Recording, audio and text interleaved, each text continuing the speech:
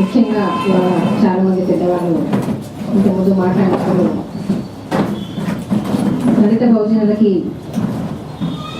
రాజ్యాధికారం రావాలనే కాన్సెప్ట్ మీద వాళ్ళ అభిప్రాయాలు వాళ్ళు తెలియజేశారు. వాళ్ళ గౌరీశంకరన్న మాట్లాడుతూ నేను వచ్చింది పీడిఎస్సీ నుంచే, కానీ నేను మార్క్స్ భావాలు నమ్ముతాను, కానీ మళ్ళీ బుల్లెట్ ద్వారా కానీ బ్యాలెట్ ద్వారానే మళ్ళీ రాజ్యాధికారం వస్తుంది అనేది మాట్లాడారు. వాస్తవానికి ఇవాళ ఈ వేదిక మీద కానీ చాలామంది నాయకులు అంటే ఒకటి గుర్తుపెట్టుకోవాలి, రెండు విషయాలు. అంటే ఒక రాజకీయంగా మనం మాట్లాడుతున్నామంటే అది మనం ఎక్కడి నుంచి వచ్చినాము, ఏ రాజకీయాలు నేర్చుకుని ముందుకు వచ్చినాం అనేసి కూడా ఒకసారి ఎవరికి వాళ్ళు ఆలోచించుకోవాలి. సరే, ఇదేమైనప్పటికీ ఇవాళ అనేక మంది అమరుల త్యాగాల తర్వాత తెలంగాణ ఇవ్వక తప్పదు, రాక తప్పదు అని అనుకుంటున్నప్పుడు రాబోయే తెలంగాణ ఎట్లా ఉండాలి, ఎవరి చేతిలో రాజ్యాధికారం ఉండాలి అని ఆలోచించుకున్నప్పుడు నిజంగా రేపు వచ్చే భౌగోళిక తెలంగాణ రాజకీయ పీఠాల మార్పిడి తప్పితే, ఎందుకంటే అటు ఆంధ్ర ఉంటుంది, ఇటు తెలంగాణ ఉంటుంది, తప్పితే ఇంకొకటి కాదు. ఇవాళ ఇక్కడ ఎవరైతే మళ్ళా రెడ్డిపోయి రాజు వస్తాడు, రాజుపోయి మళ్ళీ ఇంకో రావు వస్తాడు, తప్పితే నిజంగా ఇక్కడ దళిత బహుజనులకి రాజ్యాధికారం రావడం అనేది చాలా కష్టపడవలసిన విషయం. అందుకని ఇవాళ దళిత బహుజనులకి రాజ్యాధికారం అంటే మళ్ళీ ఆ దళిత బహుజనులు కూడా ఎవరు? అసలు దళిత బహుజనులు అంటే ఇప్పుడు చాలా మంది అంటే ఆ బీసీ కులంలో ఉన్నటువంటి వాళ్ళు కొంతమంది అధికారంలో ఉన్నారు, లంబాడ కులానికి చెందిన వాళ్ళు కొంతమంది అధికారంలో ఉన్నారు, అదే మాల మాదిగ కులానికి చెందిన వాళ్ళు కొంతమంది అధికారంలో ఉన్నారు. మేమెంతో మాకంతా అన్నట్టుగా ఇవాళ నిజంగానే అందరూ ఓట్ల ద్వారా అధికార పీఠం మీద కూర్చుంటే నిజంగా సామాజిక న్యాయం అనేది అట్టడుగు కులాలకి చెందుతుందా, వారికి న్యాయం దక్కుతుందా అనేది కూడా మనం ఆలోచించాలి. ఆ దిశగా ఆలోచించుకున్నప్పుడు ఇవాళ మనం చూసినట్టయితే ఇవాళ లంబాడ తెగకు సంబంధించినటువంటి దాదాపుగా 32-33 తెగలు ఉన్నాయి. ఆ తెగలలో ఇవాళ ఎవరు ముందస్తులో ఉన్నారంటే కొంతమంది లంబాడ కులానికి చెందిన వాళ్ళు, కొంత ఎడ్యుకేట్ అయి ముందుకు వచ్చినటువంటి వాళ్ళు కూడా ఉన్నారు.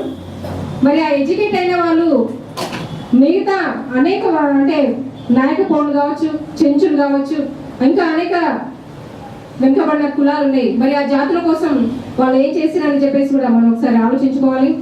అట్లనే మాదిగ కులానికి సంబంధించిన వాళ్ళు కొంతమంది అధికారంలో ఉన్నారు, మరి వాళ్ళు ఆ వెనుకబడిన కులాల వాళ్ళకి ఏం చేసిరని చెప్పేసి కూడా మనం ఒకసారి ఆలోచించుకోవాలి. అట్లనే బీసీ కులాలలో నిజంగా ఇంతవరకు విశ్వకర్మలు ఎవరు కూడా అధికారంలోకి వచ్చినటువంటి చరిత్ర లేదు. అట్లా అనేక కులాలు ఇవాళ వెనుకబడినటువంటి కులాలు చాలా ఉన్నాయి.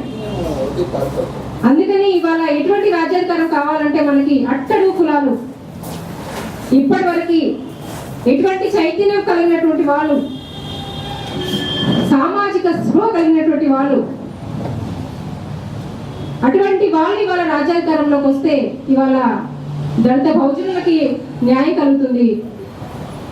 ఆ దిశగా వాళ్ళని ఇక్కడ నిజంగానే ఇక్కడ ఓపెన్ డిబేట్లు ఎన్ని పెట్టుకున్నా కూడా, ఎందుకంటే ఇటువంటి డిబేట్లు పెట్టుకున్నప్పుడు ఇందాక సార్ చెప్పినట్టు ఎవరి స్పీచ్లు ఎవరి ఫోటోలు నా వాయిస్ ఇచ్చానా లేదా, నేను నా పేపర్లో వచ్చిందా లేదా అనేది చూసుకొని తప్పితే నిజంగా గ్రామాలకు వెళ్ళి చైతన్యం చేయాలనే ఆలోచన కూడా ఎవరికి లేదు.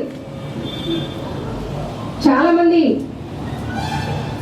ఇవాళ తెలంగాణ మేమే తెచ్చినామని, తెలంగాణ మా ద్వారానే వచ్చిందని చెప్పుకున్నటువంటి వాళ్ళు కూడా నిజంగా పేద ప్రజల పక్షాన ఉండి కొట్లాడుతున్నటువంటి వాళ్ళు కూడా తక్కువే. ఎందుకంటే మనం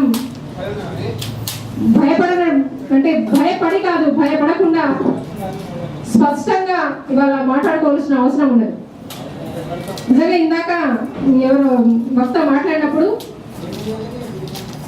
ఎమ్మెల్సీ నాగేశ్వరరావు గారు మాట్లాడారు, కులం ఎంత బలంగా ఉందంటే వాస్తవానికి నేను విప్లవోద్యమంలో పనిచేస్తున్నప్పుడు అంటే దాదాపుగా నేను 15 సంవత్సరాలు పీడీసీ విద్యార్థి ఉద్యమం నుంచి అంటే నాది ఎగ్జాంపుల్ చెప్తున్నాను. 15 సంవత్సరాల నుంచి మనం పనిచేస్తున్నప్పుడు నిజంగా నా కులం ఎవరికి తెలియదు.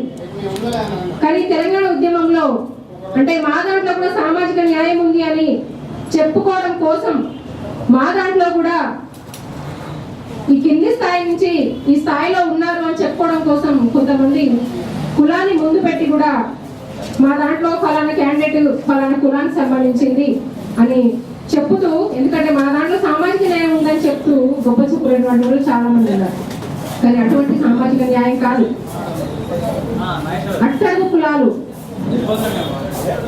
ఇప్పటి వరకు ఎటువంటి చైతన్యం లేకుండా ఉన్నటువంటి వాళ్ళు రేపు రాజ్యాధికారం దిశగా వస్తే తప్ప మనకి సామాజిక న్యాయం అందరూ ఆ దిశగా మనం అందరం కూడా పోరాటం చేయాల్సిన అవసరం ఉన్నది. ఇది